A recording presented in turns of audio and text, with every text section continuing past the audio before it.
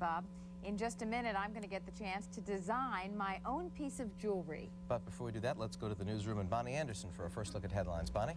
Good morning, everyone. Topping our news right now, the field is getting smaller in the 1992 Democratic presidential race. A spokesman for Paul Zonga surprising party leaders by announcing the former senator will drop out of the race this afternoon because of a shortage of campaign funds.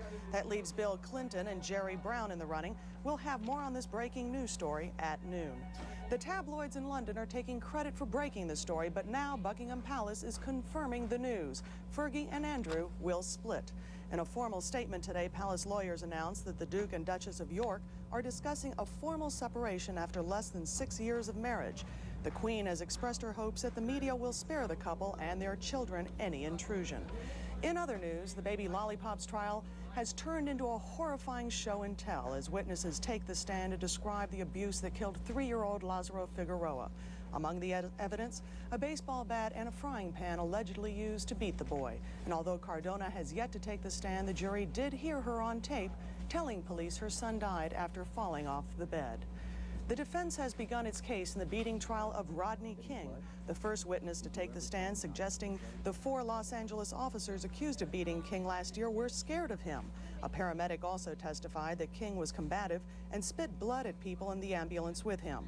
King has yet to be called as a witness. And in Tallahassee, the trial of accused Gainesville serial killer Danny Rawlings continues. Rawlings is accused of robbing a Gainesville bank around the same time the bodies of 5 students were found brutally murdered in their apartments. If convicted, he could be sentenced to a 5th life prison term plus 30 years. He is already serving 4 life sentences for armed robbery.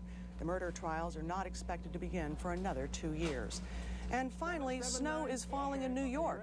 But there was ice both inside and outside one building last night. When 2-time Olympic gold medalist Bonnie Blair visited David Letterman, he rolled out the white carpet, a carpet of ice to be exact. Seems Dave set up an artificial ice skating rink down the hallway of his 30 Rockefeller Plaza studios, allowing Blair to show off her stuff.